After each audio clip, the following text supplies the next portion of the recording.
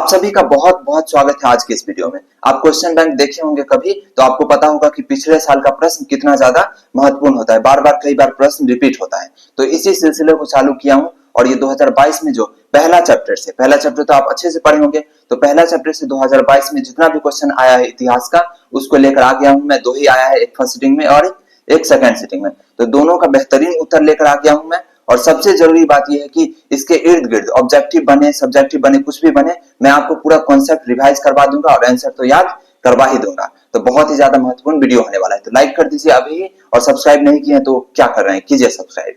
पहला प्रश्न क्या है कि जर्मनी के एकीकरण की क्या क्या बाधाएं थी। तो जर्मनी का एकीकरण आप पढ़े होंगे, जो 1871 में पूरा हो गया। आप लिख सकते हैं नोट्स, जो जरूरी चीज है, क्योंकि ऑब्जेक्टिव में बहुत ज्यादा काम देगा आपका।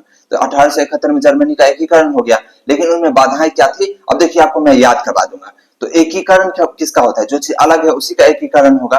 तो पहला पॉइंट आपको याद रखना है कि जर्मनी क्या था, टुकड़ों में बटा हुआ था। तो जर्मनी लगभग 300 छोटे छोटे राज्यों में बटा हुआ था, विभक्त था। तो इस बात को आपको याद रखना है। अलग था तभी तो उसको एक करके एकीकरण किया गया, एक देश बनाया गया। तो पहला पॉइंट क्या याद रखना है कि 300 छोटे छोटे राज्यों में वो जर्मनी बटा हुआ था। तो पहला पॉइंट यही दिक्कत था, बटा हुआ है तो दिक्कत है ना, 300 टुकड़े में, 300 छोटे छोटे राज्यों में। तो जितना ज्यादा बटा रहेगा उतना मुश्किल होगा उसको एक करने में, एकीकरण करने में। तो पहला दिक्कत ये था। अब दूसरा दिक्कत सांस्कृतिक, आर्थिक और सामाजिक भिन्नताएं, जो कि बहुत कॉमन बात है। आपके आसपास हमारे देश में देखिए इतना सारा राज्य है, तो सबका अलग अलग संस्कृति है। कोई राज्य अमीर है, कोई राज्य गरीब है, और सामाजिक भिन्नता भी है। किसी का समाज अलग तरीके से है, किसी का अलग तरीके से है।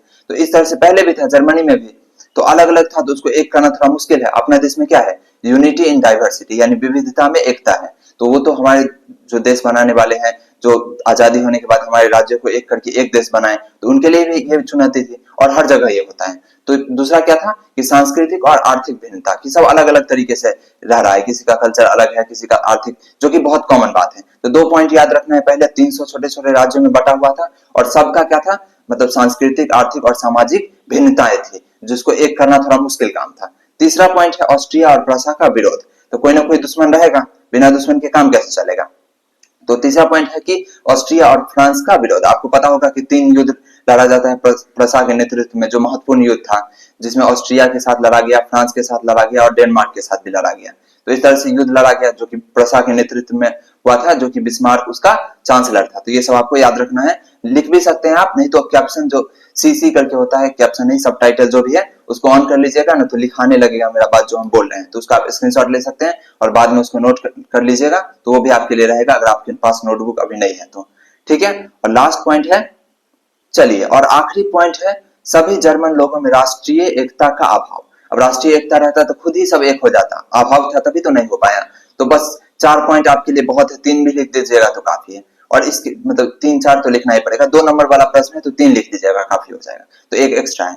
तो सबसे पहले 300 छोटे छोटे राज्यों में बटा हुआ था, सबका अलग अलग संस्कृति था, अलग अलग सामाजिक भिन्नता था। इस तरह से आपको लिख देना है। दूसरा पॉइंट रटना नहीं है, आपको समझना है। तीसरा ऑस्ट्रिया और फ्रांस का विरोध था, और चौथा था कि राष्ट्रीय एकता का भावना का नहीं होना। ठीक है।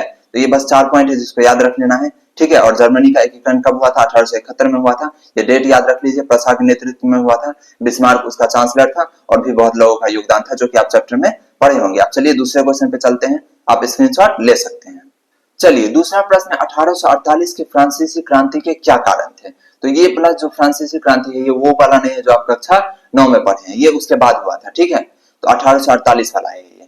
तो 1848 वाला फ्रांसीसी क्रांति के क्या कारण थे, तो इसको आपको याद रखना होगा। इस समय जो राजा था वो लुई फिलिप था। ठीक है। जो चार्ल्स दशम के बाद राजा बना था। और लुई फिलिप के शासन में जनता में क्या क्या कारण था जिसके वजह से वो क्रांति हुआ, उसके बारे में ही ये प्रश्न है। तो देखिए 1848 के फ्रांसीसी क्रांति के निम्नलिखित कारण थे।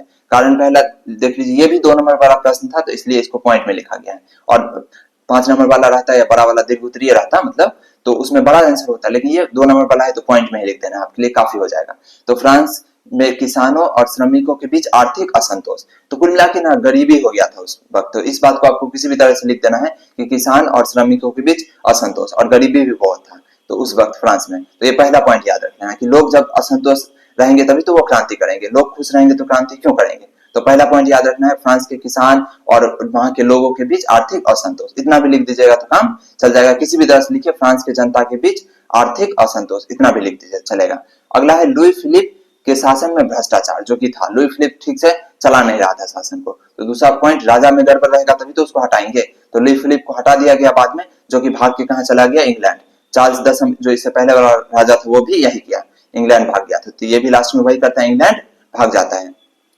पूरे यूरोप में राष्ट्रवादी और उदारवादी विचार का विस्तार, तो ये तीसरा पॉइंट है। तो पहला पॉइंट क्या याद किए थे कि किसान और वहां का जो लोग था उसमें असंतोष आ गया था। दूसरा, राजा निकम्मा था, जो लुई फिलिप के शासन में क्या था, भ्रष्टाचार था। और तीसरा, राष्ट्रवाद की भावना पूरा फैल रही थी, उदारवादी राष्ट्रवादी विचार क्या हो रहा था, फैल रहा था। और चौथा पॉइंट आपको याद रखना है कि सामाजिक और आर्थिक असमानता, मतलब लोग अमीर गरीब बहुत ज्यादा हो गया था, कोई अमीर था बहुत तो कोई बहुत गरीब था। असमानता रहेगा तभी तो जनता के बीच असंतोष रहेगा। तो इस तरह से आप और भी पॉइंट लिख सकते हैं, ठीक है, बहुत सारे लिख सकते हैं। तो लेकिन 3-4 पॉइंट काफी है आपके लिए, ठीक है। तो मन में दोहरा लीजिए जितना पॉइंट बोले हैं एक बार और, तो आपके लिए एकदम ठीक रहेगा, आपको दोबारा याद करने का भी जरूरत नहीं पड़ेगा। तो एक बार मन में दोहरा लीजिए। और इसमें जो केंद्र बिंदु क्या क्या था, राजा का नाम क्या था, और ये सब भी आपको याद रखना है। और डेट तो आपको याद हो ही गया होगा, 1848। तो ये था, 2 ही क्वेश्चन आया था 2022 में, जो कि पहले चैप्टर से था। इसी तरह से हर चैप्टर हर विषय का आता रहेगा इसी चैनल पे। तो सब्सक्राइब कीजिए, और वीडियो बाद में देख रहे होंगे तो प्लेलिस्ट में जाइए, आपके लिए खजाना पड़ा हुआ है इस चैनल पे। तो सब्सक्राइब करना आपके लिए बहुत ज्यादा जरूरी है।